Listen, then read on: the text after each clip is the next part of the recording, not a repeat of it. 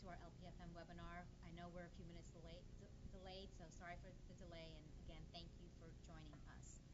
My name is Parul Desai, and I am an attorney advisor in the audio division of the Media Bureau. Joining me are my very smart colleagues, Gary Lowers, who is an engineer with the audio division, and Conrad Herling, who's an analyst with our division. Our agenda for today, for the webinar, we'll quickly go over what is a low-power radio.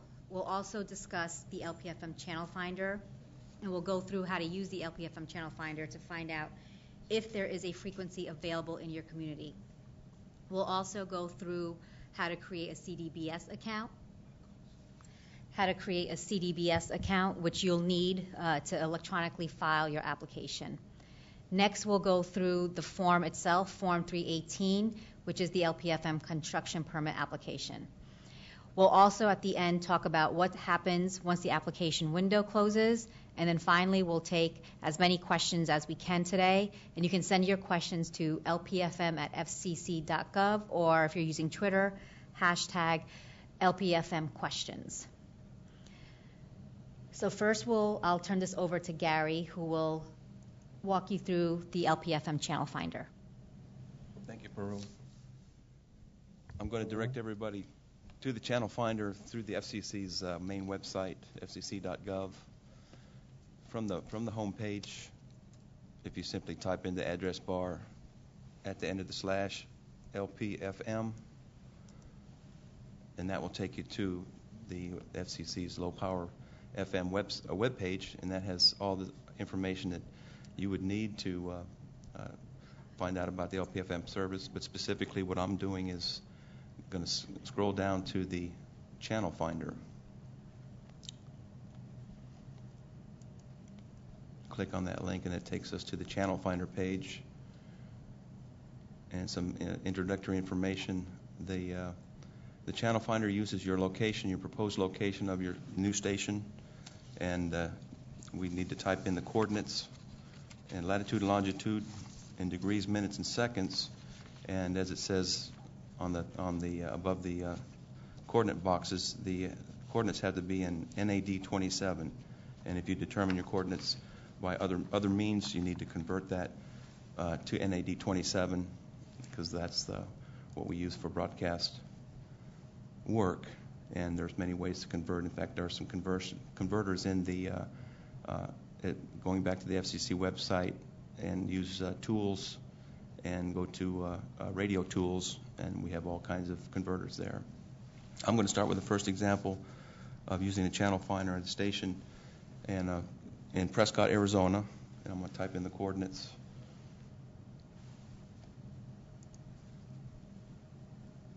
And see what we get.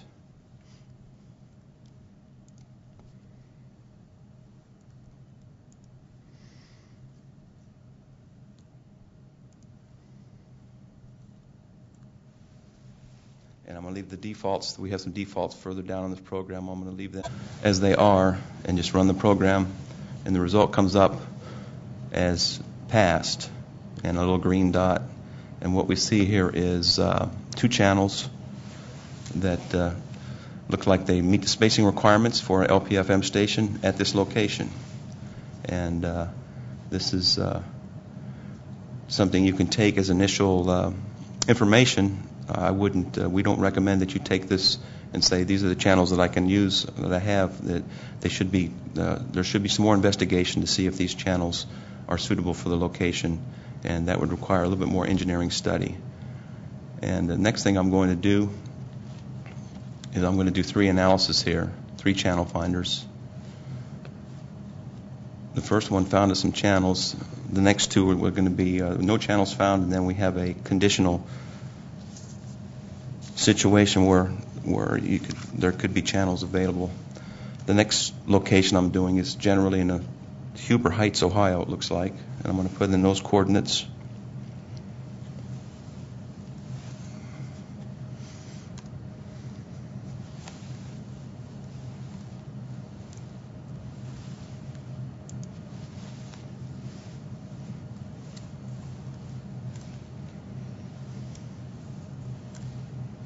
And see what results we get. on this one. Hit enter, or you can scroll down and there's a submit data button. And now we get a red dot and it says fail. So what this is telling us is that there are no channels that fit to the LPFM spacing rules, and below this fail paragraph there's a little information, blocker information if you want to call it that. It gives you an idea of what stations and what distances are preventing this location from having some channels. Just as an example, the first station, WIMT, indicates the distance is 89.9. The spacing rule for that type of station has to be 97 kilometers, so that's why that is short spaced and it wouldn't work, and there's other examples here. So the next thing to do is I'm going to back up. I'm going to enter the same coordinates, but now I'm going to change a few items and see if we can use what is called conditional channels. The latest rule change allows second adjacent short spacings. So that's one of the things we're going to check for. So this is here again, the same coordinates, and I'm also going to click a show list of stations. This just gives kind of raw data of what was looked at. The next thing I'm going to, in special search options, I'm going to click exclude second adjacent channel distance separation requirements to authorized stations. I'm also going to click exclude on this next selection for IF channels, which really could have done in the beginning because the IF spacing rules have changed, but it usually doesn't affect results too much. So anyway, hit enter or submit this data. This is the same location we just did that had the red fail.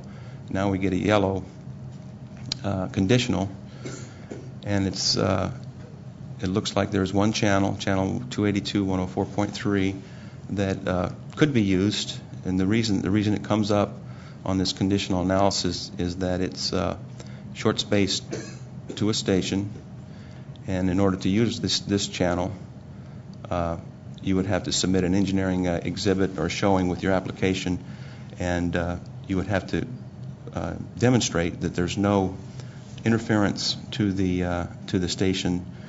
In this case, two stations on channel that is short spaced. I'm sorry, the channel 282 box. A consideration when you use these conditional second adjacent short spaced stations is you may have interference coming into you even though you're properly spaced on the code channel. So this box is telling you that possibly you might have some interference, and these are considerations you need to make when you decide on what channel you want to use. Even though a channel is properly spaced, or you could get a second adjacent waiver, the channel you select still may not be adequate or may get interference and cause you problems. So this box is telling you, in this case, there are two stations that are right at the edge of distance to receiving interference. So something to consider. And that's pretty much it. The channel finder also gives you an indication of your distance to AM stations. This is not something you need to consider initially, and also airports, or if your structure that your antenna is mounted on requires FCC or FAA analysis. And like I said, these are not things you need to worry about immediately, but they would have to be taken care of before your construction permit can be granted, but they don't stop you. And last but not least, I checked the show all data, and this will give you an idea through all the channels in the FM band what the relationships were between your location and all the stations around you. So you can use this, and if you have any questions on a certain channel, what were the relationships to other stations, you get this. And it's a lot of information, but it allows you to at least get a start if you have to do some additional engineering. And that's pretty much it. That's the channel finder, and from here I'm going to give it to Conrad, and Conrad's going to enter the CDBS. Okay, so to apply what Gary has just been talking about, you need to actually create a CDBS, what's called a CDBS account. It's basically the electronic filing account. And we'll go back to the main site of the SEC.gov. We'll go to the fourth tab, which is entitled Business and Licensing. And then the third option down from there says Online Filing. When you get to that next page, you're going to go down to the fifth paragraph, and these will become words that you will probably memorize after seeing them so many times. Broadcast Radio and Television Electronic Filing System, parenthetically CDBS. Click on that paragraph heading. That's the link. And you're going to come to a page that says FCC Encyclopedia, followed by Media Bureau Filing Systems and Databases. Following that, you'll see a series of public access searches. You're going to bypass those searches, and you're going to come down again to that magical phrase, CDBS Electronic Filing System. And then it directs you, as it says, direct to account login. And here is where you will click the link that says, appropriately enough, CDBS account login. Now, you'll see this is where you would plug in your account ID and password, and that you don't have one. You're going to do what the system is telling you to do, and that's to create a new account. All right, and for lack of a better example, we're going to use, hurling is not hurling. All right, for those with mild bits of humor, that might be funny. But then we'll go on to the mailing address and your basic contact info. And don't worry, the lettering will all become capitalized.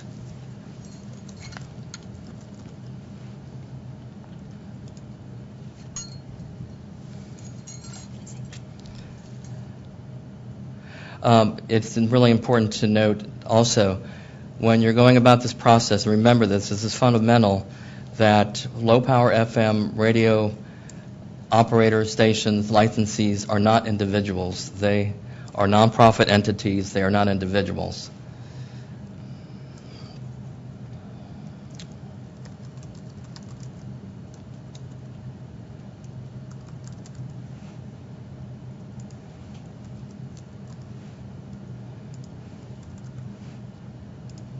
So we're just plugging in the usual information you would plug in basically to any form with your contact info. The password that you're going to use needs to be between 8 and 12 characters. If you use any letters, the letters are case sensitive.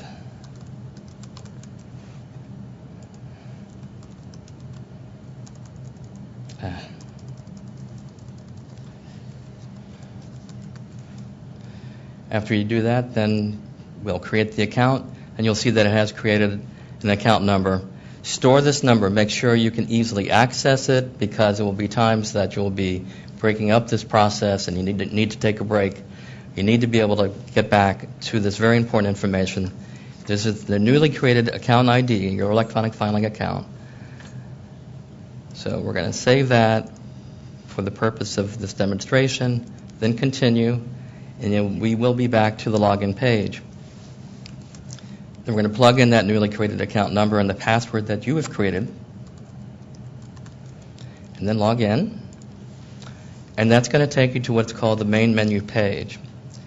At this point, what you want to do before you do anything else is actually click on this option that says Account Maintenance, right below your account number. And once you get here, you're going to go to where it says Account Type. There'll be a little arrow that's pointing downwards. Click on that arrow. Go to the second option, which is Contact Rep. That's going to be the person that the commission would get in touch with if we needed to. And then you will continue. And then here, the name of the person will be obviously an individual. And we're just going to give my name for today's purpose. But again, the organization name is not an individual, it's the name of the entity.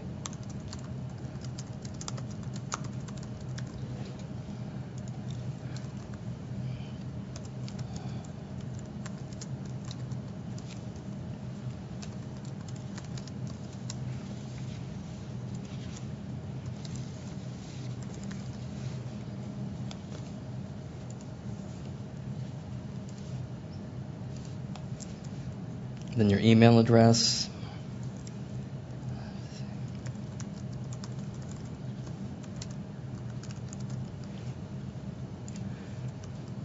And again, the usual information. But again, this would be the information we would need here at the Commission if we needed to correspond with you. And after we've done that, we will update the account, and then we will return to the main menu page.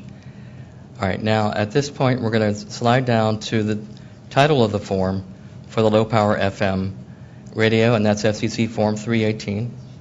We'll click on that link that represents that type of application.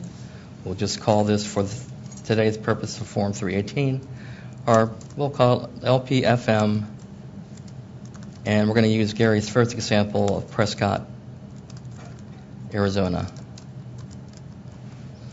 The purpose of the application is fairly self-evident. It's a news station.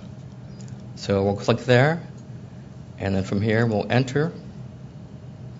Let me just go back to that because I want to note that in the process of filing the application and when it's being reviewed here at the Commission, if there needs to be, and again, this is where the contact person comes into play, an amendment something that needs to be corrected or addressed, then this is where, in the pre-form, when you're about that process, that you would click where it says appropriately enough amendment to pending application.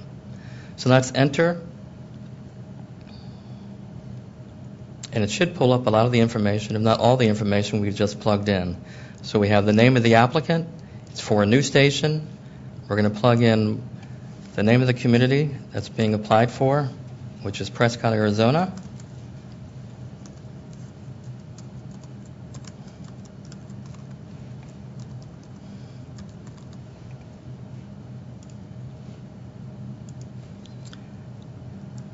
And then we will validate this. I want to note that you can simplify the process. Often you can save and then validate, but with validating, you can actually accomplish 2 steps with 1 step. I often tell callers it's like shampoo and conditioner in 1 bottle. If you validate, it will do both the saving and the validating. After you do that, the screen automatically will shoot up to the top, come back down to the bottom of that page, click on Menu, and then what is reflected here is really a progress report. It's divided in half, the bottom half of which says work in progress. Those would be sections of the application that you would begun or completed work on. And then those sections that you've not begun work on, appropriately enough, are identified as new sections. And at this point, what we're going to do is we're going to turn it back over to Parol, who's going to get into Section 2 for us and go through that.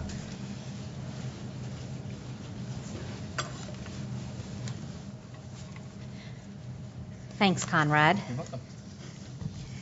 So now we're going to go through the actual application, which is the Form 318 application.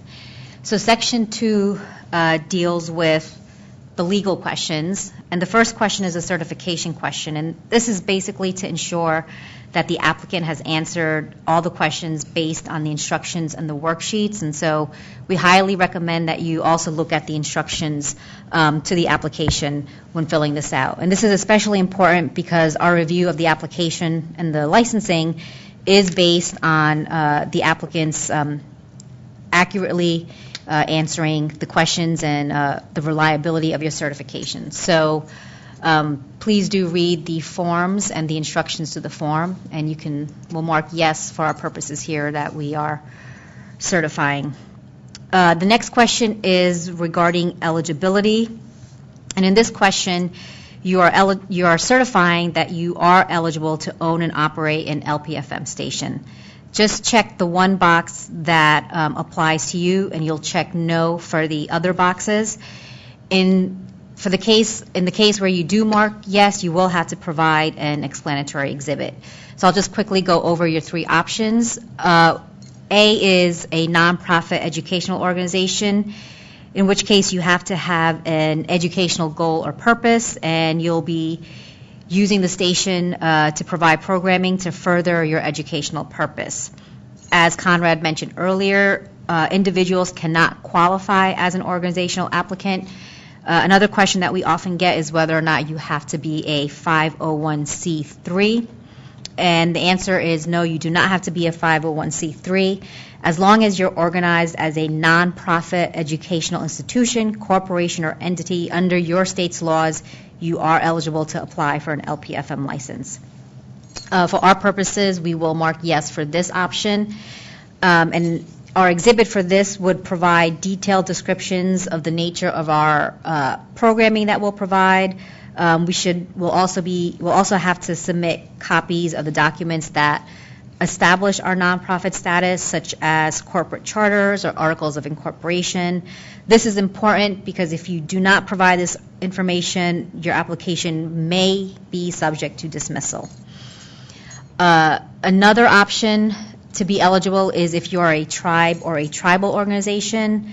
A tribe is any Indian or Alaska Native tribe, band, nation, pueblo, village, or community which is recognized by the federal government. A tribal organization is a private nonprofit entity such as a nonprofit foundation, corporation, or association that is 51% or more owned or controlled by a tribe or tribes. Here, too, the exhibit should provide detailed descriptions of the non-commercial nature of your proposed station programming. Applicants that are tribal organizations should explain which tribe or tribes own or control them. Additionally, applicants that are tribal organizations, whether or not you're incorporated, must submit complete copies of the documents establishing your nonprofit status.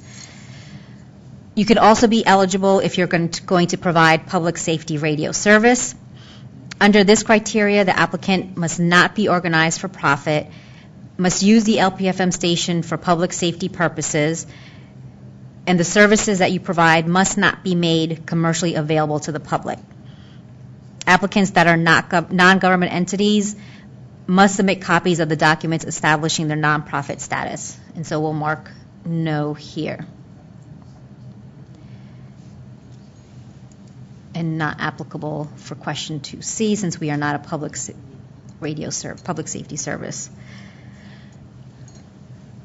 Normally we would file an exhibit. You would do that by clicking Exhibit 2. You'd fill out the information here. We're not going to do the exhibit today, so we'll go back to menu, but I should note that when you don't provide information such as the exhibit at the end, you will get an error message saying that you need to provide an exhibit.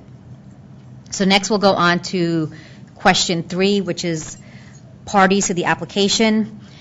And this question is important so that you can identify all the individuals who may be subject to the FCC's ownership rules. And we'll talk a little bit more about the ownership rules in question 5 because that's where this will become more relevant. So what is a party to the application? So a party to the application includes any individual or entity whose ownership or positional interest in the applicant is what we call attributable. So an attributable interest is basically an ownership interest that a party has with relation to the applicant, which will give that party with the interest a degree of influence or control over the applicant sufficient to implicate the Commission's multiple ownership rules. I would highly recommend that you review pages 4 to 6 for more detailed explanations of a party to the application based on the way your organization is structured. In some cases, you may also want to consult a lawyer, especially if you have a more complicated organizational structure. But for one example, and this is the most common example, most applicants are organized as non-stock corporations or another non-stock entity. In that case, for this question, the party to the application would be the applicant, the officers, directors, and governing board members of the applicant. If you also have a parent or subsidiary, then you also must list the parent and subsidiary and its members as parties to the application. So here we will, for example, provide 2 names of officers.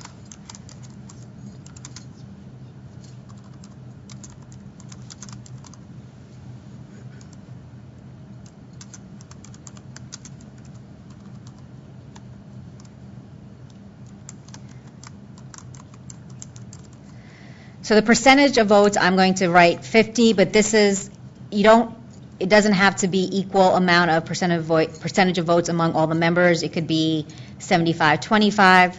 That's an internal issue, but for our purposes, we'll say 50.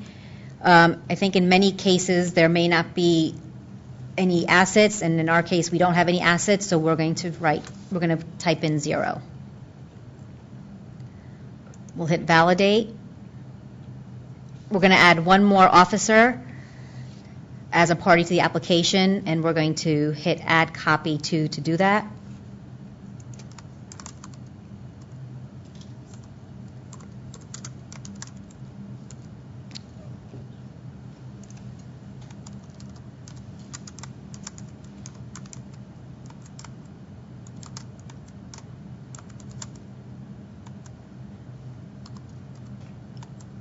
Again, 0 assets. So in some cases you may, in many cases you may have more than 2 parties, but for our purposes we'll just say 2 parties of interest and then go back to menu.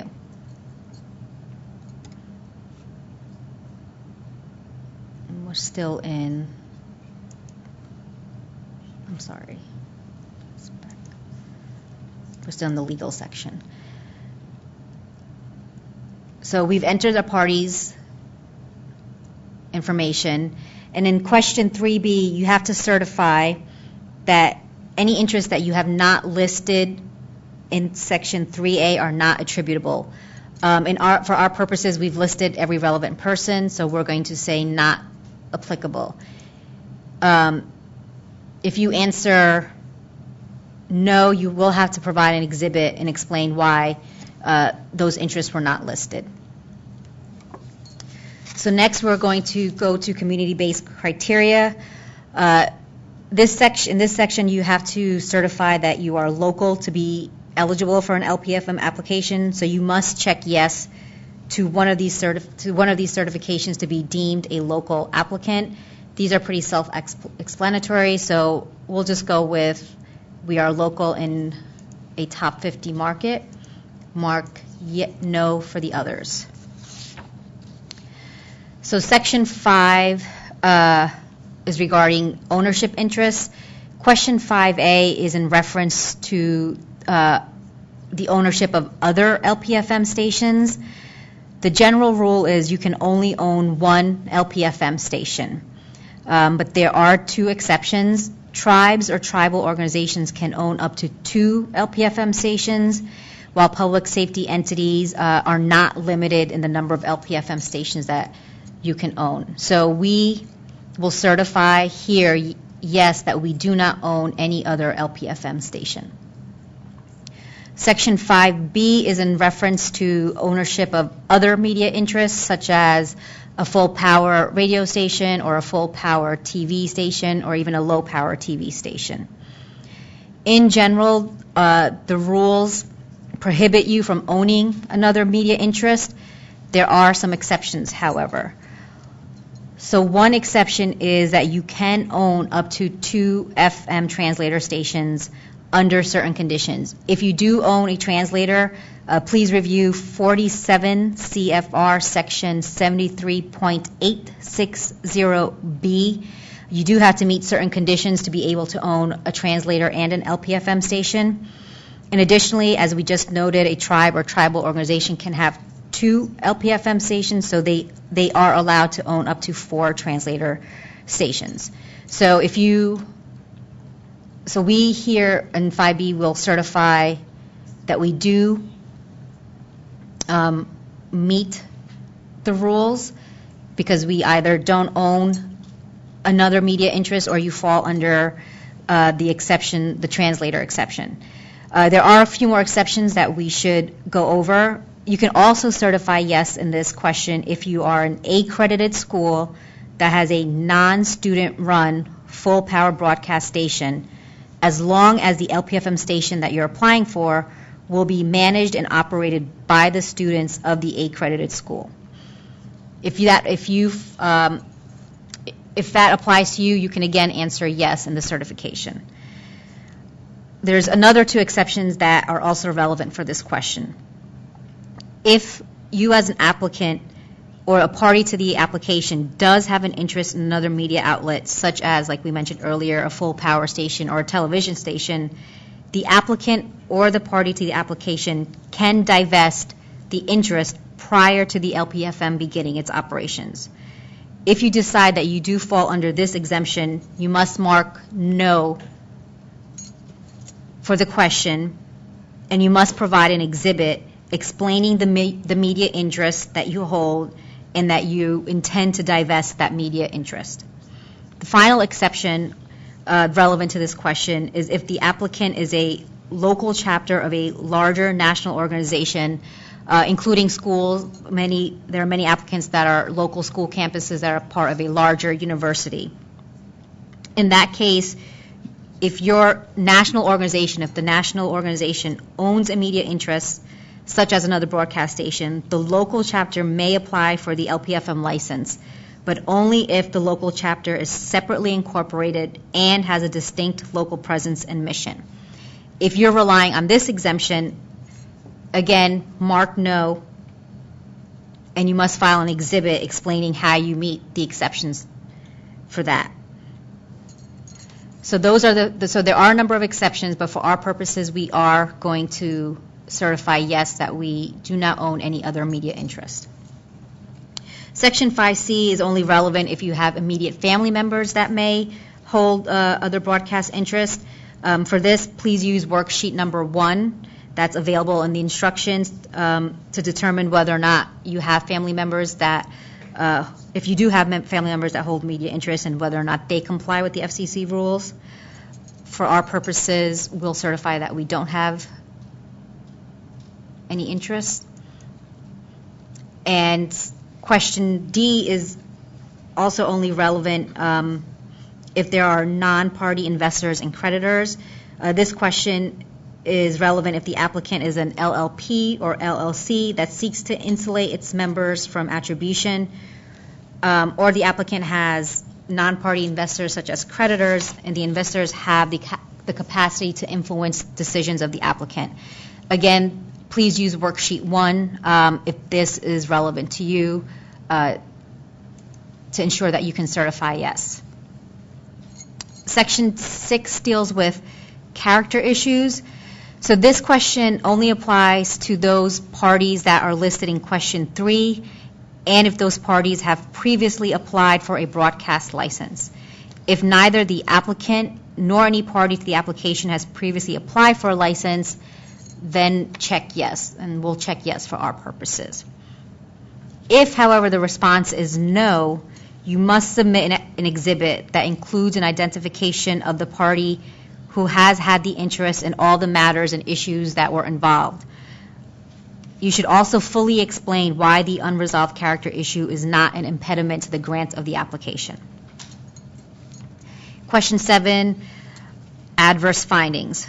This question applies if any party to the application has had an adverse finding in a non-broadcast matter.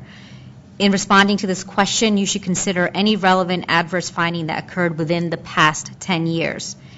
If the response is no, meaning you can't certify that no adverse finding has been made, you must file an exhibit explaining the matters involved. I should note that this is not, answering no is not an automatic disqualifier. This is done on a case-by-case basis to determine if this will be an issue. In our case, we will certify yes. Question 8 is regarding unlicensed operation. You must certify that no party to the application has engaged in any manner of an unlicensed operation of a station. We will mark yes. If you mark no to this question, this is an automatic disqualifier and your application will not be able to move forward. Question 9 is the anti-drug abuse certification, and you must certify that no party to the application is subject to the denial of federal benefits pursuant to the Anti-Drug Abuse Act, which denies benefits to individuals convicted of the distribution or possession of controlled substances. This is relevant because federal benefits do include FCC authorizations, and we will hit yes for that.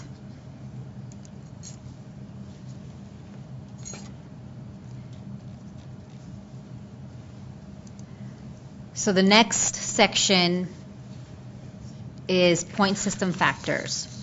So these are essentially bonus points that will be used in the case of conflicting, or what we call mutually exclusive applications, which happens when more than one application is filed in the same window and the operation of the stations would cause interference to each other. So the first option for a point is established community presence. To qualify for this point as a nonprofit educational organization, this means you have had to have had an established local community presence for at least 2 years in the community you propose to serve prior to the date of this application. A nonprofit educational organization claiming a point under this criteria must provide documentation which includes information such as the date of commencement of the applicant's existence and the location of the applicant's headquarters or campus, or if you're relying on your governing board members, the residence of your governing board members during the 2 years prior to the application filing. Such evidence includes copies of corporate charters or articles of incorporation, as well as affidavits to demonstrate that you have been local for 2 years. In the case of tribal applicants, you must be able to certify that the applicant is a tribe and that its tribal lands are within the service area of the proposed LPFM station, or that it's a tribal organization whose controlling tribe has its tribal lands within the service area of the proposed LPFM station. Tribal organizations that have been created by a tribe to apply for an LPFM construction permit does not have to be in existence for 2 years. Finally, you can claim a point as a public safety radio service if you are able to certify that during the 2 years prior to the application, you had jurisdiction within the service area of the proposed LPFM station. For our purposes, we will say we can claim a point as an established nonprofit educational organization. And we'll mark no for the other two. You can also claim a point if you commit to originate at least 8 hours of programming per day. Local origination involves the production of programming by the LPFM licensee within 10 miles of the coordinates of the transmitting antenna. Examples of locally produced programming include licensee-produced call-in shows, broadcasts of events at local schools, or even broadcast events of musical performances at local festivals. I should note that local origination does not include automated programming. It also does not include a local program that has already been broadcast twice, even if it's broadcast on a different day or you make small variations to the program. The FCC will perform random audits to ensure that you adhere to your pledge. For our case, we will say that we will provide local program origination. You can also claim a point if you pledge to maintain a publicly accessible main studio, which has the ability to originate local programming. The main studio must be reachable by telephone and staffed 20 hours per week between 7 a.m. and 10 p.m. It must also be located near the transmitting site. If you are claiming this point, you must specify the address and phone number for the proposed main studio location. For our purposes, we will say that we will provide a main studio, and we'll just use the FCC address.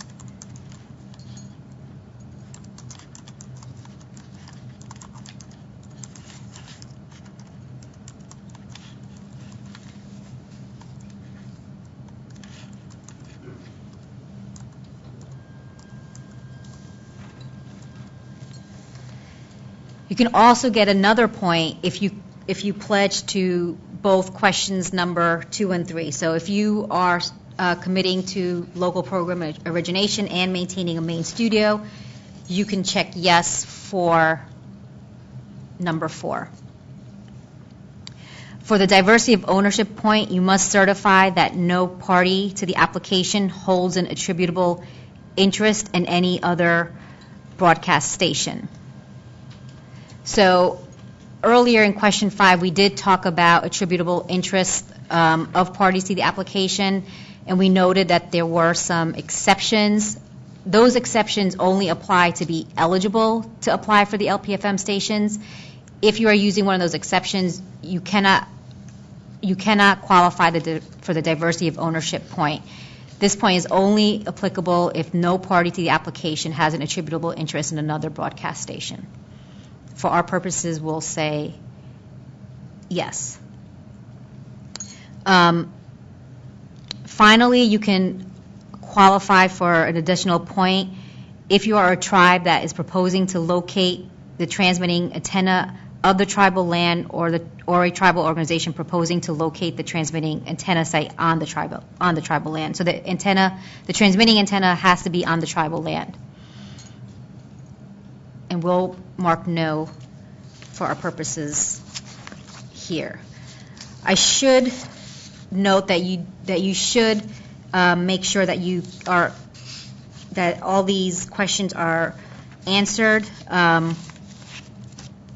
because you cannot increase your points after the fact. And so if you do not include the points during the application period, you won't be able to change this later on. Even if you qualified for a point, you can't come back after the window closes to say that you qualify for the point. Similarly, you have to provide documentation as to why you qualify for the point. And again, if you don't provide the documentation during the application period, you will not be able to amend the application later. Finally, the final section is involuntary timeshare information. In some cases, even after we've tallied up all the points, there still may be ties. In most cases, those ties can be handled by voluntary timeshare agreements, but in cases where you can't come to a voluntary timeshare agreement, when there is a tie, the FCC will then provide the timeshare agreement. To do so, and to help us do that, we have to know the date that you are an established community presence. So the date that you can qualify your community presence is the date that we'll use to help us figure out what the involuntary timeshare agreement looks like. So in this case, provide the date that you qualify as an established community presence, and be sure to use 4 digits for the year. And you must also certify that you've remained local since that date. So finally, before we get on to the engineering questions, you must certify that all the information you've provided is true and accurate, and you acknowledge that any false statements will be subject to fines or other penalties. In some cases, if you are using a lawyer, the lawyer can also sign on your behalf.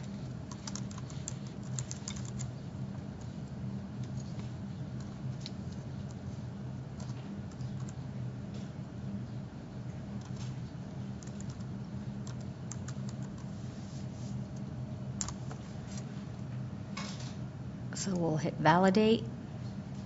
Oops. Oh, I did not. So one thing you should remember here is when you do type in your phone number, do not use any dashes or spaces.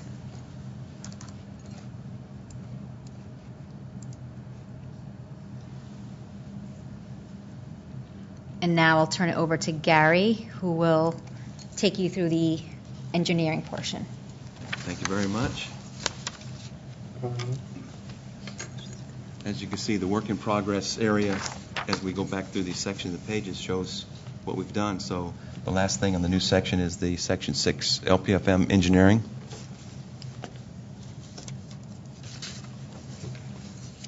And we'll go to that. And this is the first section is called the tech box, and the first entry is the channel. And in the case of my example in Prescott, Arizona, I chose channel 220.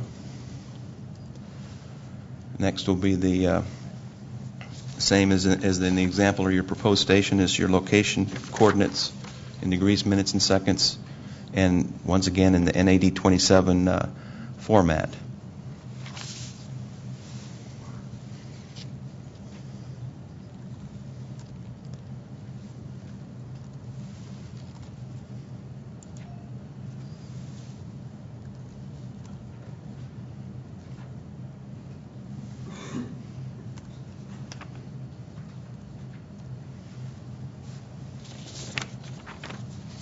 Then this question 3 is, if your antenna is going to be mounted on an antenna structure, a telecommunication structure that is registered by the FCC, you would put its structure registration number in the box in number 3. If not, you would click not applicable.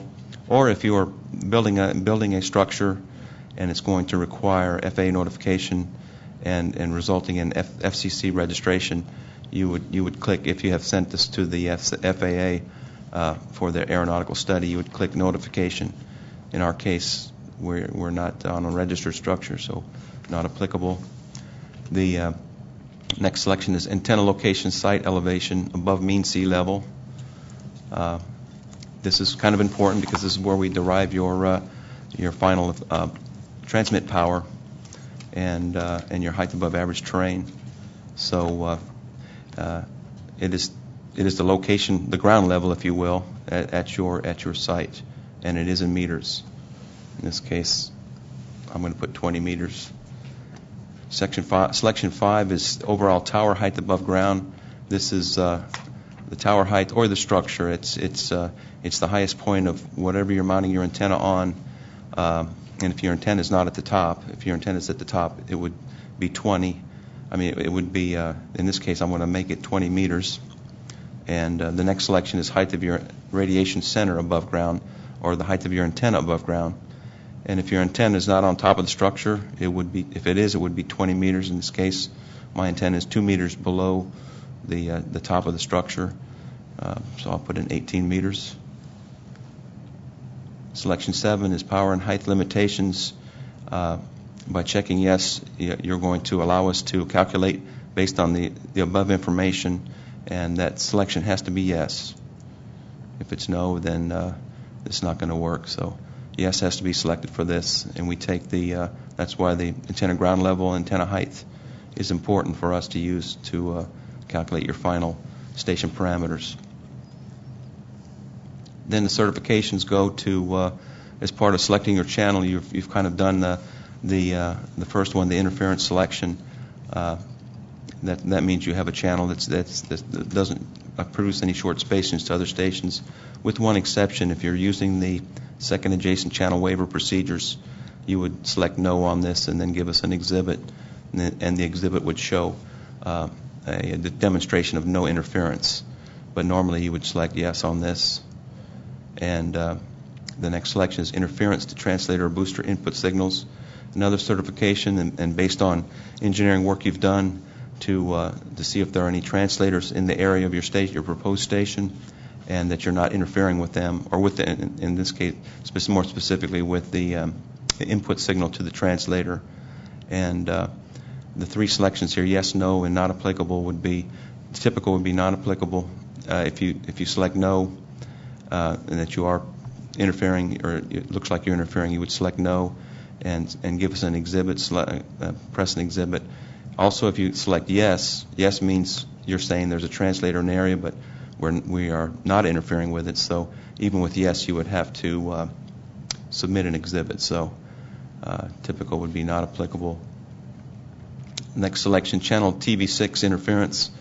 Another set of rules that require you to analyze your location and any possible TV6 channels, channel TV6 stations that are in the area.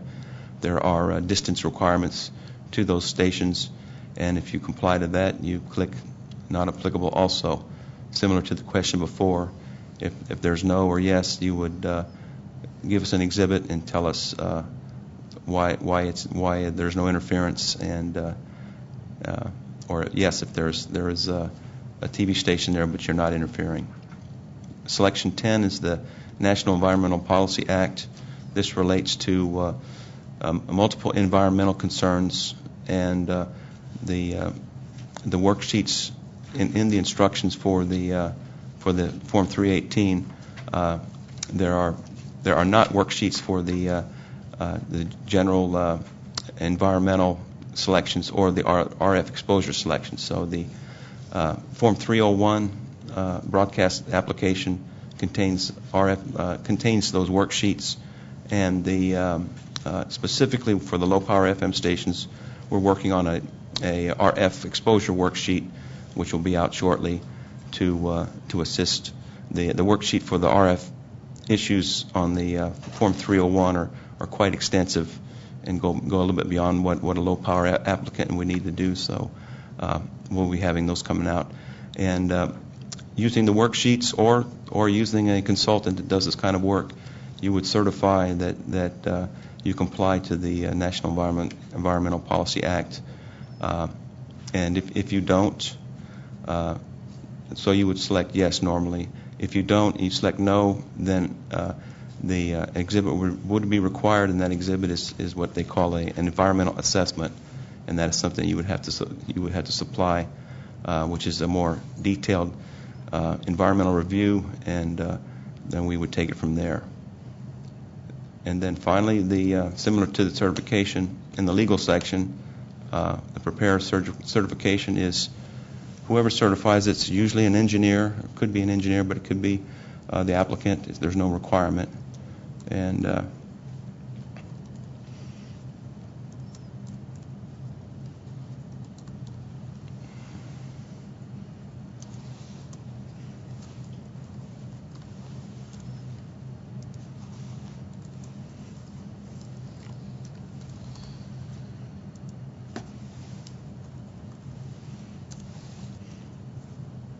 just putting in just any old thing here for an example, and then we'll be giving it over to Conrad.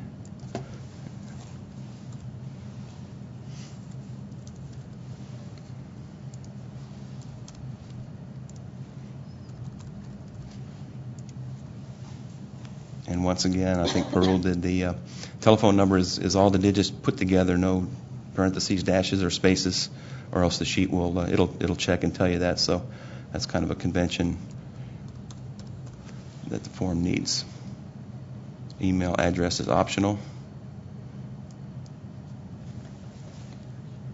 It stops me. It says this item is required. I'm trying to think what item it's going to refer to. Oh, the date. The date. I'm sorry. The date. Yeah. This is a good example of. I tried to validate this, and it says this item is required. The cursor on the application will flash to the area where it's required, and of course I left out the date. So.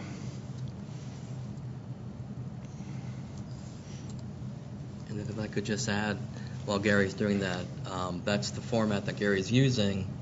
That's required when you're plugging in the date. It has the forward slashes between the month, date, and then, as Powell mentioned earlier, all 4 digits of the year. And validate.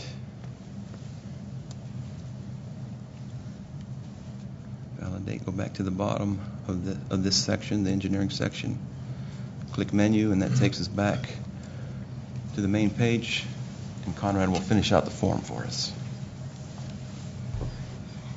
And then this menu page reflects the progress that's taken place.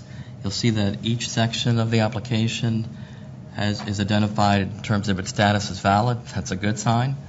What you want to do at this point in order to file, we're actually going to do a test filing, is to return to the main menu page, at the bottom of which you will see the application that you've been working on. We're going to select that particular application. That's fairly easy with just one here. And we're going to click where it says test file. Actually, I'm going to do one other thing before we do that.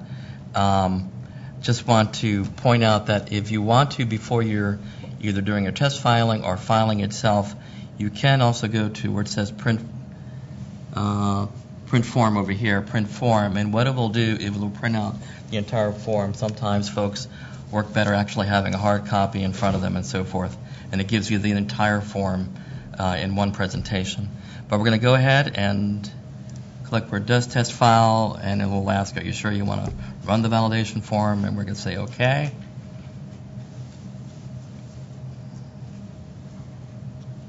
And there were a couple of points during Parl's presentations that she pointed out. Well, we'll see if there'll be any errors.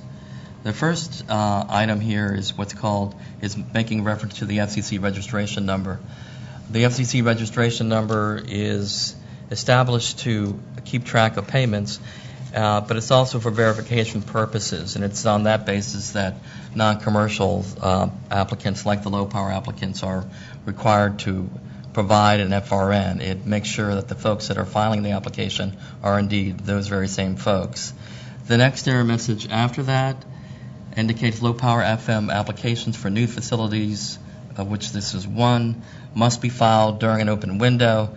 Obviously, if one were to file this application before the window actually opens, the application would not be allowed to be filed. It's not going to be until October 15th that would be the situation, so you have to wait, obviously, until then.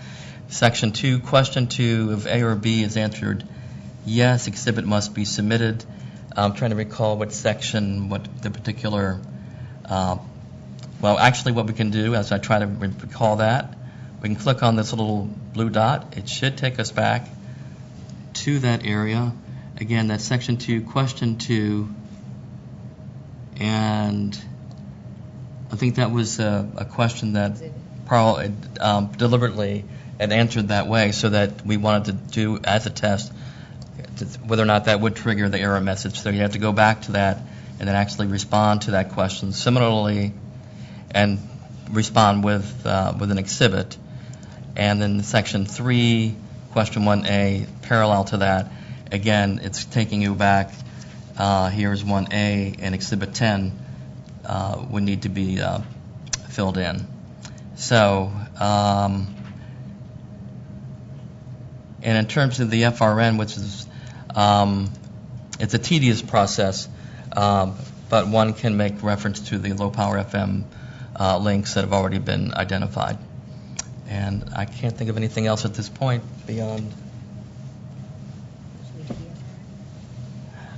Well, we could do the FRN. It'll take about another 10 minutes if we want to go through that process. Okay. I'm getting the heads up that we do. All right, so let's see. See, it's even telling me if you haven't selected a form, it's telling me I haven't selected a form. So now I've done just that. Go back to the test file once again.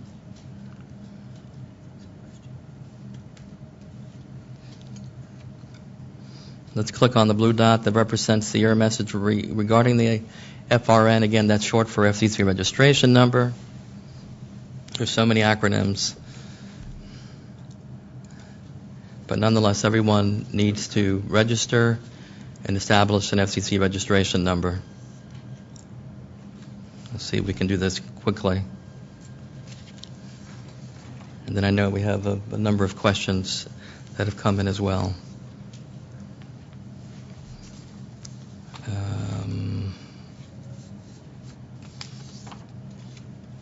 I'm not sure why this is taking this length of time, but what we're going to do, we're going to go back to the first section of the application. At the bottom of that first section, it won't say section 1, it identifies it as the form number, in this case FCC 318. At the bottom of that page, you will see a rectangular box identified with the words Edit FRN. Let's click on where it says Edit FRN. If we had that information already, we would plug it in here, but we don't. So what we're going to do, as it says, if you need more FRN info or don't have an FRN, click on this CORS homepage. CORS is the Commission Registration Service. They administer the FRNs. And we'll click on where it says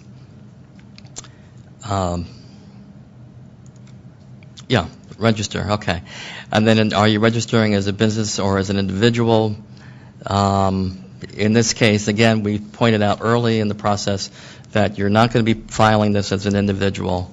And for the purpose of this registration, we're going to identify this as a business. Is your contact address within the United States or its territories? Yes, and we'll continue. And this could be a number of different options. let's say it's a state or local agency, and the subtype is state. Let's say it's with public safety. And we'll stick with what I started with. Okay. Now, it then goes into a question that if your business has an employer identification number or taxpayer identification number, enter it here. If your business does not have an employer identification number, select a reason. There will be a number of times when you won't have either the employer identification number or the taxpayer identification number, in which case you would go to the second option here. For the purpose of finishing this up, let's go with this. And for the purpose of it not being applicable, we'll say exempted activities. Again, the organization, some of this is a bit of an instant replay.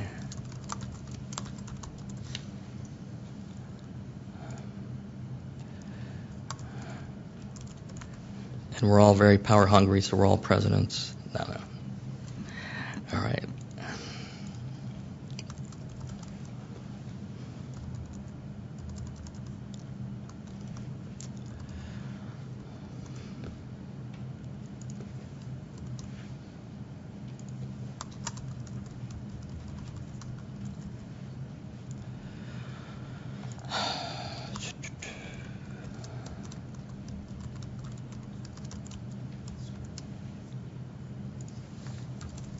We're almost there.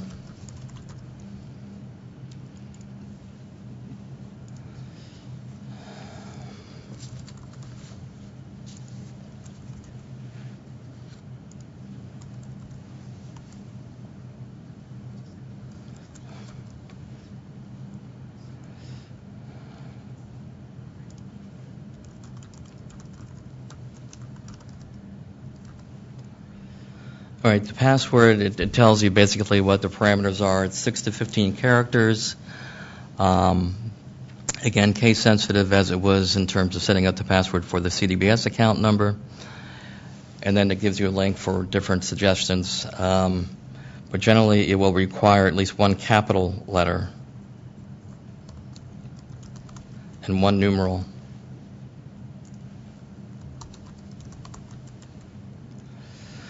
Personal security question, I will just say city of birth, and I was just there this weekend. I guess I'm not supposed to tell you what that is. But it was Yonkers, New York, okay.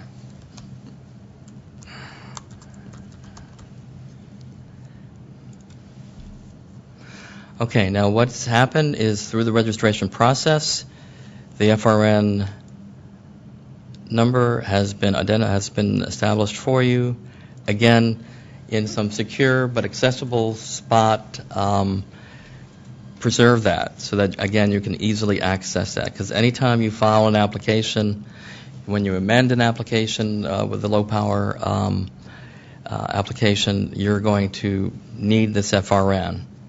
So both the FRN and its password, and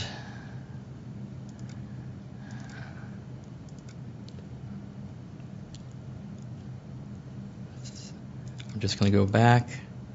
Now we can plug in the FRN.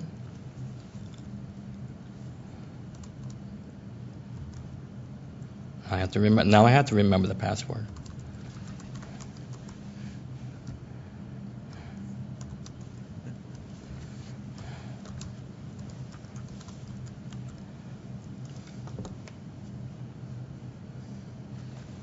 Okay, and then we'll return, and we're back at the application.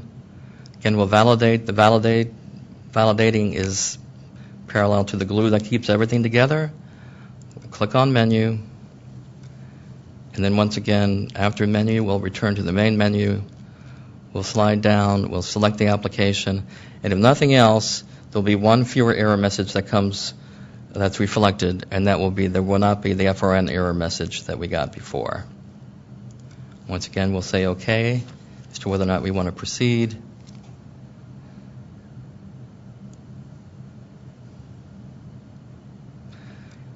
Great. All right, the FRN error message is no longer there. So at least in terms of the FRN, that's been addressed, but the other questions, in order for the application to be filed, those would need to be addressed.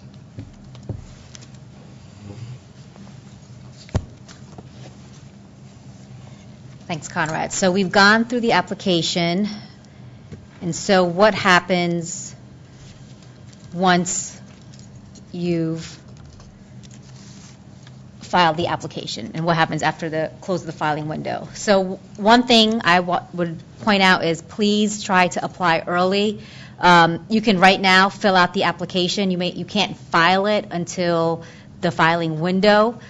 So feel free to start filling out your applications right away. And also, I would recommend applying early on in the window. So if there are error messages, you have time to fix those errors. Applications that are not filed prior to the close of the window will not be considered. So what happens once the window closes?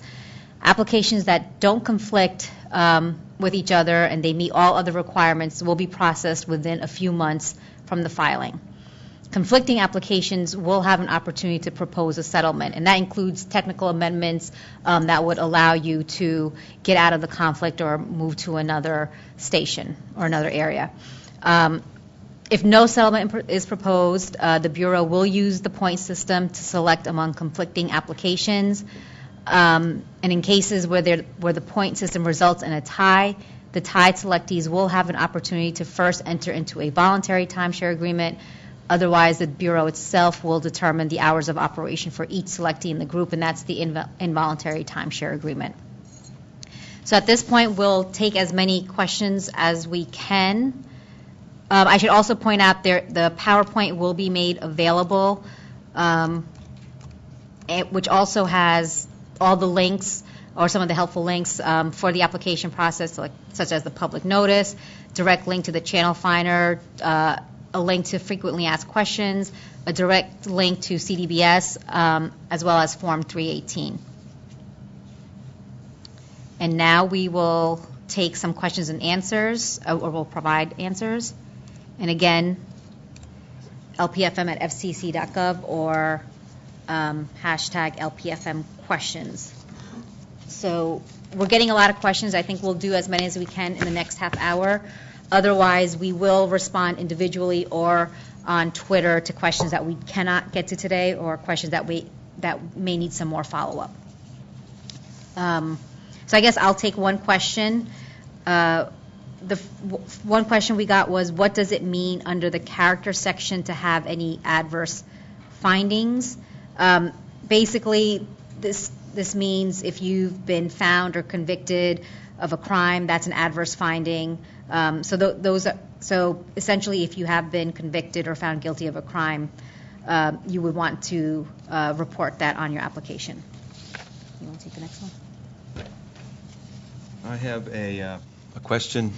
There are some large radio markets with FCC-identified points where the LPFM can apply for second adjacent waiver. Please explain how these markets are different from the usual second adjacent waiver method. There's really no difference. The second adjacent waiver rule is in place, and it can be used pretty much by anybody anywhere, so you don't have to be in a market or anywhere. It is available now for all applicants. We have one question. Since public safety organizations can hold an unlimited number of LPFM licenses, what constitutes a public safety organization? So to qualify under that criteria, you must be either a state or local government or a non-government entity. You have to be organized as a not-for-profit. And you have to provide a service that is to protect safety of life, health, or property. Services such as weather warnings or traffic, so it has to be to protect the safety of life, health, or property.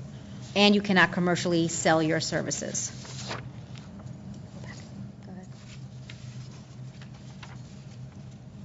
The FCC, with the majority of 156 Arbitron markets showing only second adjacent channels available, what calculations for DDU will you accept? What we're using for the demonstration of no interference to on second adjacent waivers is similar to what's used for the translator stations, and it's been used for quite a few years. It's based on the living way precedents, and that's what we would accept, and as a demonstration of no interference. So that's kind of the methodology. Although the rule states proof of no interference, so we can't restrict it to one methodology. So if it's something different than that, then we would have to evaluate it. Next question, is advertising permitted? And if so, what form can it take? The LPFM service is a non-commercial service, so no advertising, no commercial advertising is permitted.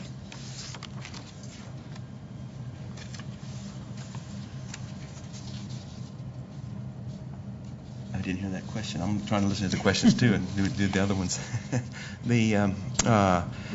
This question, an engineering consultant, it's three questions. An engineering consultant informed of our company that he has a program other than NAD 27 that will identify the best channel or dial. How true is this? We see a lot of programs, a lot of software that people use to show that the station complies to the proper spacing rules, and as long as you're confident that that works, there's no one answer for one program. The NAD 27 program is, I don't really understand that. The NAD 27 refers to the how we want the coordinates for the station displayed, and but either way, it's if the program the engineer, the consultant is using does show that everything complies, and we verify that, then it will work. The second question on this is, what is a translator?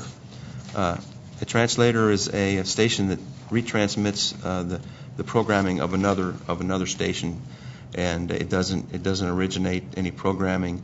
It just takes the signal and makes it available through a blockage of a mountain or to beef up the station's signal in its service area. And it basically, that's all it does. It just repeats the signal of the main station. The third question, web pages are not clear while being viewed on this end.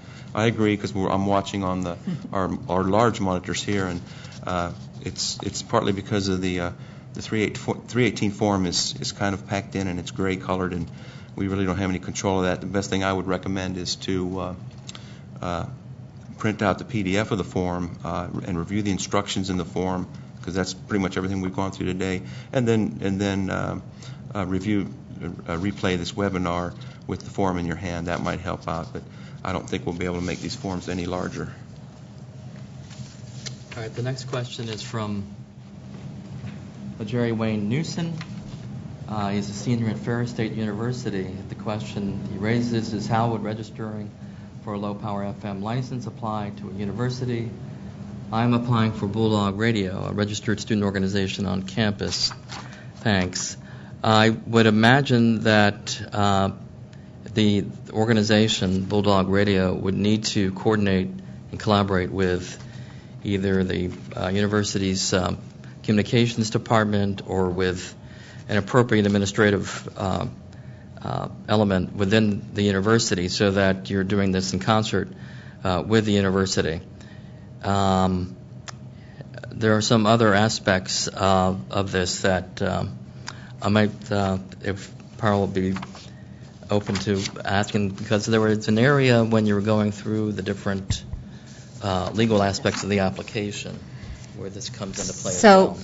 So as we talked earlier, there are some relevant questions that you should ask or you should be thinking about if you are a university. One is, if you're part of a large university, you have to see if the larger university already has a broadcast station. So that's one thing you have to consider. You're not automatically disqualified, but you do have to consider whether or not the larger university already has a station, in which case the local chapter of the university can apply as long as you're separately incorporated and you have a separate local mission that you can qualify for. So that's the one thing that you should consider. The other aspect you should consider is if the university has a broadcast station, a full power station, and it's not being run by students, you can still apply for the LPFM station as long as the LPFM station will be run and managed by students.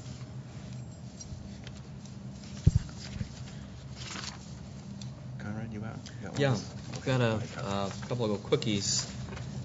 One is the actual physical process of going through the application. Does each section have to be completed before proceeding to the next section? No.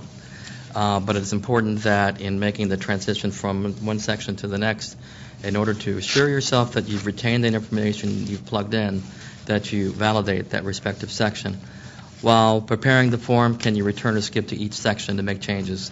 Again, really very much the same answer. Just key point is to validate. And then a second quick question, how do we submit our articles of incorporation? When we hit the exhibit button, are we given a browse upload box to attach them to our application?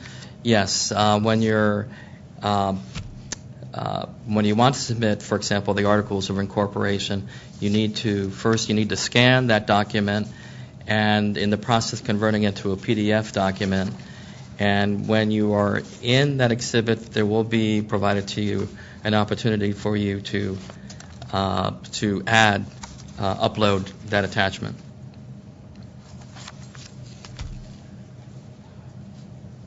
The question I have here, can applicants use a half-wave spaced antenna to reduce downward RF radiation from rooftop antenna installations? How would an applicant show that RF exposure would be within acceptable limits? This is a certification that you put on the application, and if you want to provide exhibits of how you did that, you're more than welcome to. There's many ways to do this. You can use the worksheets. There's a program called FM Model. You can use that. Or if the limit is, if the calculations are over the limit, you can show mitigation steps that you'll take, such as access control, signage, safety plans, and things like that. So, but you basically certify in the application that the site complies, and you don't necessarily have to submit anything, although you can if you'd like to.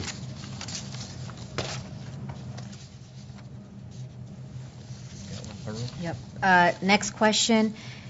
In the point system section to claim a point for the main studio, what location do we put on the application if the CP application is not approved yet? So that question is regarding your proposed main studio site. So you should put an address, put the address as to the proposed main studio site.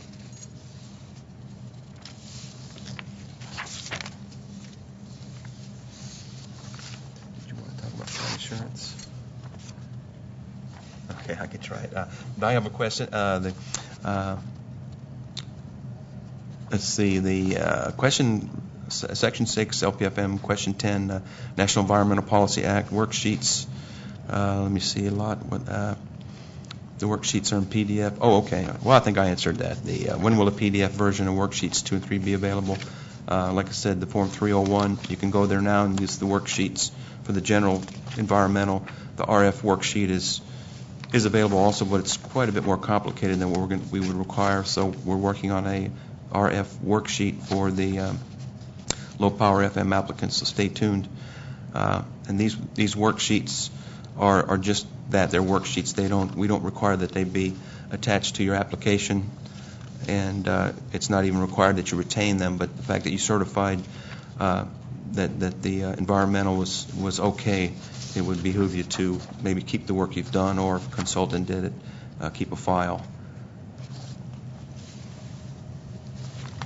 I have a question. So could individual schools being in the same district have their own stations? And I think this goes back to the question earlier that Conrad began to answer. I think you have to consider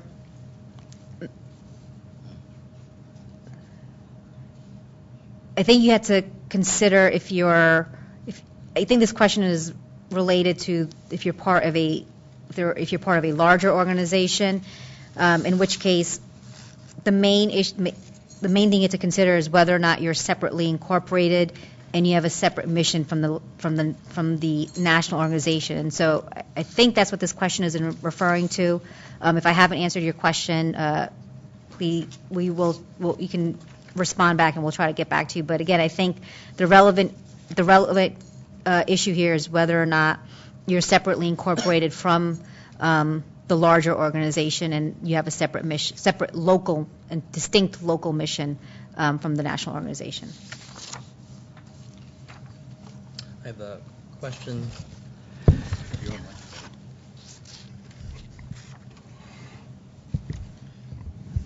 The question is, I don't understand where we use the FRN on the application. I take it that it's different from the CDBS registration. It is different than the CDBS registration. The CDBS registration is setting up the account that you'll use to actually file the application. The FRN is, again, that's short for FCC registration number, and that is just to verify that the parties that are involved in the application are actually filing that application, and it is something that you can do actually near the beginning of the process on that first section 1 of the application. Again, it's that edit FRN option you have on section 1, or in filing the application, if everything else is perfect, you will get that FRN message. It will take you back to that link that we went through before. But yes, definitely different. One enables you to actually file the application, but it's like the penultimate or the last stop in the process, so that we know that we're getting a verified application from a verified applicant. That's the FRN. I'm applying for a 6 kilowatt full power non-commercial station. What application should I use to apply for a new station? It's the application form would be the 301 broadcast application, but you would have to wait for a filing window to open up. The reason we're here today for the Form 318 and the low power FM station is for the upcoming low power FM filing window. So for this station, you would have to wait until we announce an upcoming filing window. Next question. Please provide an example of the detailed descriptions of the nature of their proposed station programming mentioned on page 3 of the instructions. Is a separate description for each program required? I don't think there's any right or wrong answer to this question, but what we would like to see is as much detail as possible that you can give regarding the programming that you'll be providing. So, for example, if you're going to be providing environmental type programming, detailed description of what that type of programming would be. So again, there's not a right or wrong answer, but we do want evidence that you are going to be providing educational programming, and that's what this is geared to. Again, no right or wrong answer, but as much detail as you can provide regarding the programming that you're proposing would be helpful.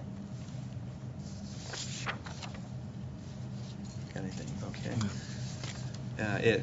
If two organizations want a channel in the same area with multiple channels available, can one organization amend the application for the alternate channel? Well, you wouldn't know that until the filing window closed and we came out with a list of stations that were mutually exclusive. So once you did that and you found out that you would have an opportunity to do an amendment to get out of the multiple exclusive arrangement, and one of those could be changing channels. So the answer is yes. Next question, can you give more detail on the ability to show community presence? So this is related to the point system factors that we would consider. One is the community presence, and here you want to provide information that proves that you were present in the community for at least 2 years. And so you can do that by showing, articles of incorporation, whatever information that you can provide to establish that you have been in that community for 2 years.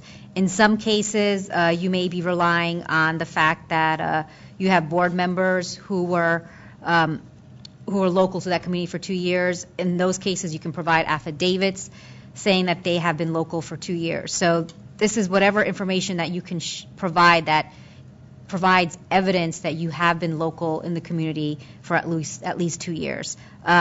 If you haven't looked at the instructions to the form, that also gives you more detail about what you could show, but that essentially you want evidence to show that you were there for 2 years. And again, page 8 of the instructions of the application also provides you information. Okay, I have a question regarding, again, kind of starting and stopping. The question is, do I understand correctly that we can partially fill out Form 318 CDBS account using Validate to Save, then come back a few days later and finish the form? Definitely. So you don't need to feel as if you have to complete the whole process in one step, and then that allows you to do a number of things that both Powell and Gary have mentioned, so that if there's more information that you still need to secure, you have the opportunity to do that and then be in a better position to complete and file a complete form. A question from Karen Gaskin is a little bit confusing. Three or four questions. I'm going to take the last question right off the bat. Question 4, antenna site elevation. Where to get information that is acceptable to FCC? We require your heights to be within 1 meter, and how you do that is up to you. We don't require any certification by any particular body, but a surveyor can certainly give you that accuracy. Topo maps, the USGS has elevation tools on their websites, and like I said, all we're looking for is accuracy within 1 meter. The other parts of your question, Karen, parties to application, question 4, percentage of votes, question 5, percentage of assets and debt. I don't know what the question is, so I think Pearl maybe covered that when she was explaining the votes and the assets. They're really up to the organization, and since it's a new station, there should be no assets, should be 0, and percentage of votes can be whatever the applicant deems by how their organization is operated. Right, and So, if you can specify a little bit more, we can try to maybe provide a better answer. That's Karen.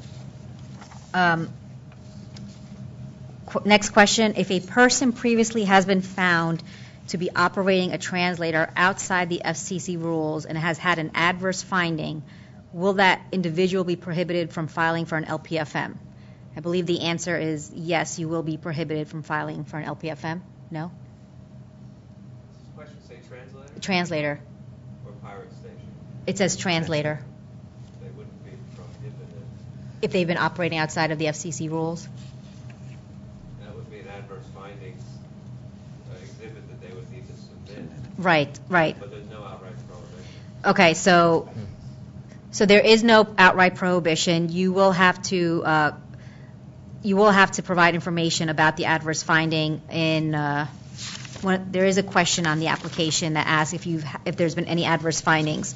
So you will have to disclose that in the question, but there is no outright prohibition. And the other thing I should point out, you do say if a person and whether or not the individual. Just a reminder that LPFMs, you cannot as an individual apply for an LPFM. You have to be an organization, a nonprofit organization.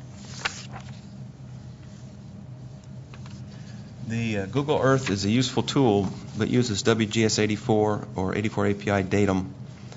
Attempts to add 27 results in discrepancies of 20 to 30 feet. How much wiggle room do you allow with coordinates up to 3 seconds? We require the coordinates to be in N8027, as I said, and within 1 second of latitude and longitude. So that's why it's important to convert your WGS 84 and any other coordinates and any other datum that you have into the N8027, and you should be good to go. So next question, if our organization is in the process of receiving state designation as a nonprofit, are you still eligible to apply? Right, that's what I thought. So you have to have had, your designation has to have come in by the date that you apply. So as of the date that you're applying, if you are recognized by the state as a nonprofit, then you can apply. If you haven't received the designation by the date of application, you will not be eligible to apply.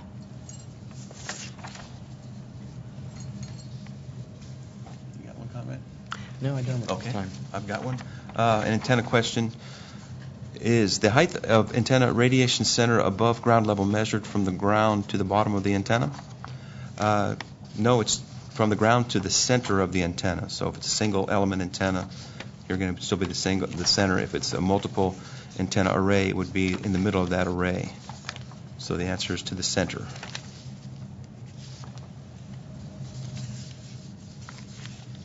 Another question is pertaining to our form that's being put on the television screens, and we're seeing the same thing. We're kind of lucky we can look right on the computer, but on our big monitors, it's not real clear. It's basically the form is as I said before, pretty packed tightly, and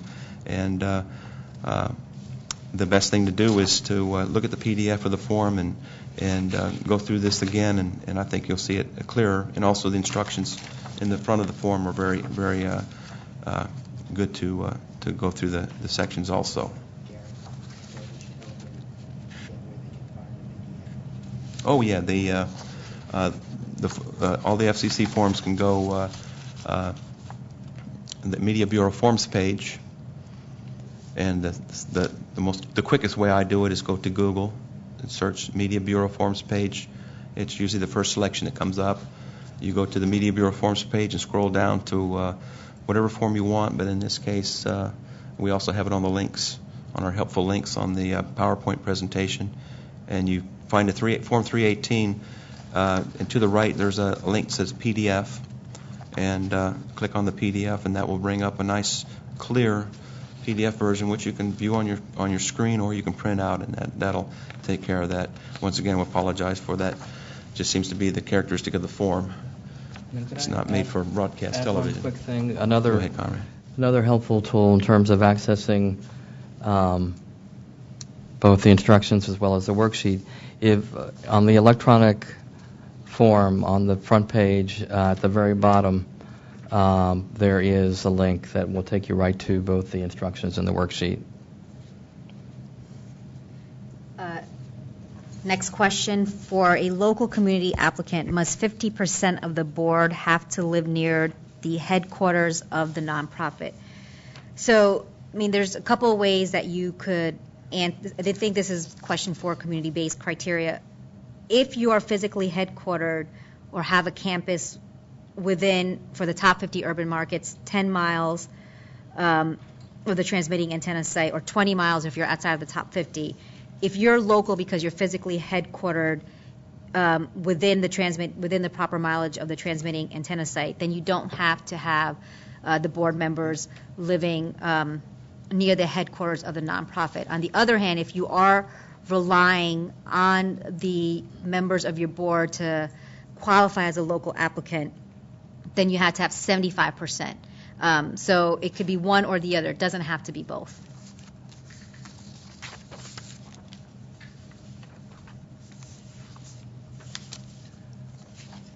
Are LPFM stations able to apply for HD licensing?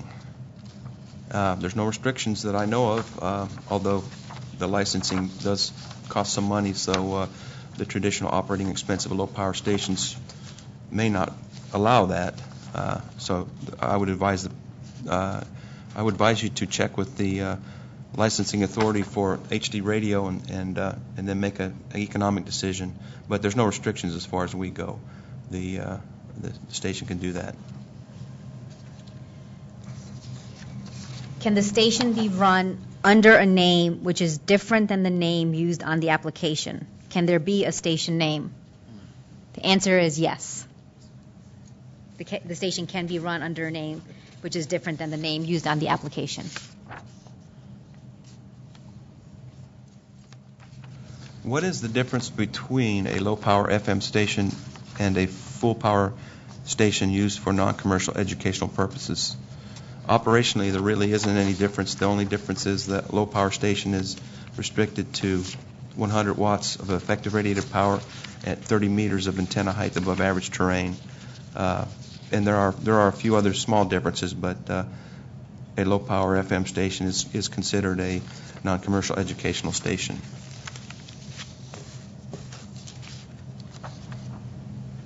Next question is, Prometheus has impressed on us the importance of a letter of assurance from the antenna's tower structure owner if we don't own it ourselves. Where would we submit that, or do we need to the FCC? You don't need that, right? You don't need site assurance? Oh, you do? Oh, you don't need to, so you do need site assurance, but you don't need to submit it, but you have to keep it in the files. Well, regarding question 8B, interference to translator or booster, is there an easy way or database that the LPFM applicant can use to find input frequencies for transmitters? If not, can the FCC provide a database on their website? The information is supposed to be in the translator's licensing information, and it will say what station it is translating, what the input frequency is. So that's where you would find that information. Although the information, especially on older translator stations that have switched multiple times, their primary stations may not be accurate. So as we speak today, there's no precise database of this, and it's going to just take a little bit of extra work on everybody's part to make that determination. That's if the input frequency is not correct in the translator's license information.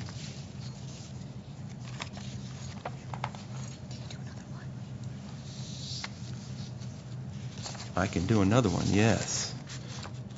The question is, my question to the signal finder, the only open space is within the state, but a good distance away because we are in a congested market. What is the maximum distance the antenna can be located from the main studio? Are there any exceptions for educational station in underserved community? I think the main studio, there's really no distinction in low power service for the main studio. It would be the campus of the organization or the entity, or the board members' addresses. That's the criteria we look for the folks being close to the transmitter. But we really don't have a specific main studio requirement. So I really don't know how to answer that, other than saying that it couldn't. It sounds like we want to have the main studio way far away from the transmitter site, which doesn't sound like it would be allowed. according to the rules for locally originated programming, would it be permissible to, in the course of a 24-hour day, air 8 hours of straight original programming, then repeat the 8-hour block of programming twice? So the short answer is no. You cannot repeat a program more than 2 times. So that's the hardline rule. So you can't. So this makes it sound like you would repeat the programming for three times, and the general answer is you cannot repeat programming more than 2 times.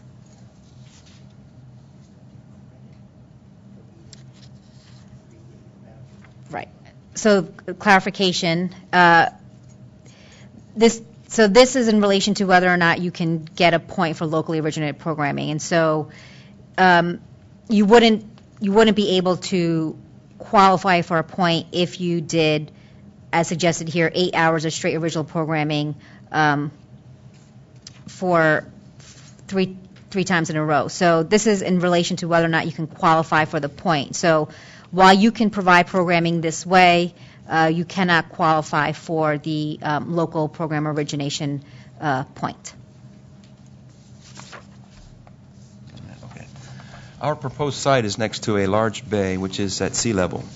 This will cause our hat, that height above average terrain, to be considerably lower than if the calculations were made over land. Can any adjustment be made to the hat in this case? No, we take the height above average terrain based on your location. So it is what it is, and it does put some folks at disadvantage that are in this situation, or maybe in a mountainous area where the hat could be either extremely high or low. But that's how we do it, and we can't adjust the hat. We can't adjust Mother Nature, I guess, is what the answer is. The hat is what it is based on your geography. Next question, can the board members for the LPFM station be just a percentage of the full organizational board for the organization? How will this affect the percentage of votes question? For example, let's say that only 3 of the 9 of our board members are involved in the radio station. So I think you have to list all the board members in the application, even if they're not going to be involved in the radio station, because they would be considered a party to the application. So even though all your board members may not be involved in the radio station, you will have to list them in the application.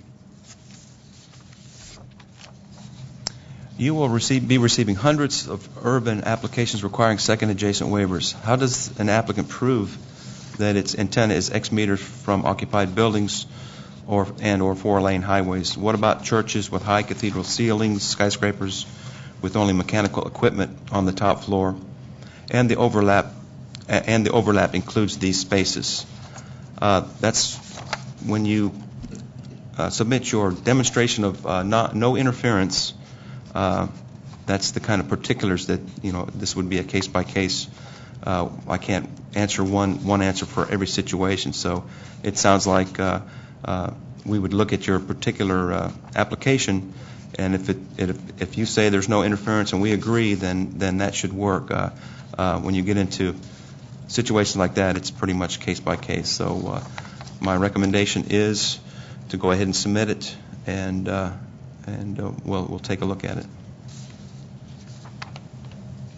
Next question is Organization A, founded in 1960, merges in 1980 with B, that was founded in 1970, with B surviving. In 2000, the organization changes name and address. Can the surviving organization claim 1960 as its local founding date in the case of mutually exclusive timeshare situations? So the answer here is no. It has to be the surviving organization, which seems to be 2000. So you can't trace back to the 1960 date.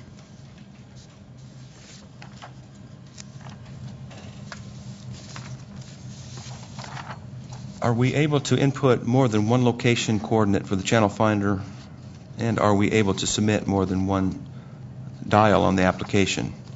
The channel finder, you can check any unlimited amount of coordinates. That's a tool. That's a search tool, if you will. But on the application itself, you can only submit one location and one frequency.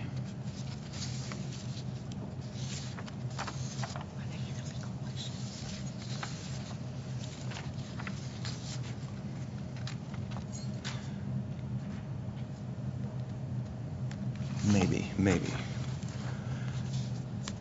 Is the new window a good time to make major modifications to an already licensed LP 100 station? Where is that info at? Yes, you can. You can make this is the time to make a major modification to a licensed station. I don't know specifically what major modification you want to make, but one of the ones that we see is frequency or distance. So if you're trying to move the station or in frequency, the distance or the channel, that you can do that. Other than that, and there are other major changes that have to do with the entity that makes up the station. That could also be done. Where the info is at, I'm not really sure where to point you, other than to the rules. The rules, I believe 73.870 distinctifies between minor and major modifications, so you might want to look at 73.870. I hope I'm correct on that. Am I correct on that? You just stated that an LPFM antenna can only be 30 meters of antenna height above average terrain, so I assume an antenna could not be on top of a building over 100 feet high. Where can I find this information? The parameters for a low-power FM station is 100 watts effective radiated power and 30 meters of antenna height above average terrain, and that's a benchmark. So if your antenna goes higher, we just adjust the transmit power lower. So you can be on a 100-foot building or a 100-meter building. It doesn't matter. It's just that's where we start when we calculate. So we would have to see what your hat is at that location, and then we would calculate your effective radiated power. But there's no restrictions. We're not saying you have to be 30 meters. You can be higher or lower, and there's stations all over that depart from that.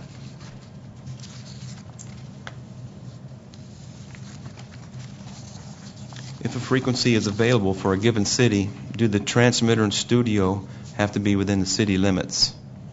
No, there's no, here again, the studio requirements for low-power FM stations, they're not specific. So the answer is no, there's no requirement.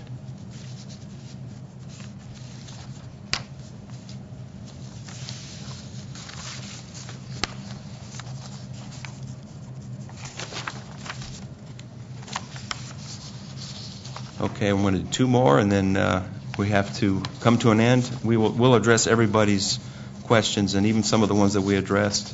I've made notes to that. I'm going to. Some folks have some telephone numbers and stuff, and I'll get back with clarifications because some of our answers are quick answers, and it may not be completely satisfied. So, I'll do a couple more here, and then that'll be the end. Can spacing rules between two consenting applicants be waived? Only one channel for two communities separated by a mountain. No, not generally, not necessarily, because we don't allow stations to agree to interference or spacing conflicts. So generally, we don't do that.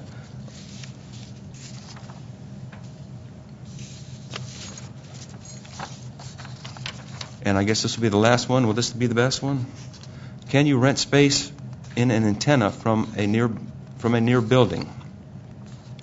And the answer is yes. If they sell the space, it gets back to site assurance, and people all over the place rent locations for antennas. So there's no restriction. We don't. That's just a transaction between you and the person that owns the location. If you want to put your antenna on their building. And we have a lot more questions. We'll get to them, but I think we're coming to an end. Yep. So thank you for attending our LPFM webinar. Thank you for your patience. We were a little delayed today. And as Gary said, we do have more questions, and we will answer those. We don't have time to answer them today, but we will get back to you. One of us will get back to you with an answer to the question that you have if it hasn't been answered. And in some cases, we may even call you if we feel like we need further clarification. Again, thank you, and enjoy the rest of your day.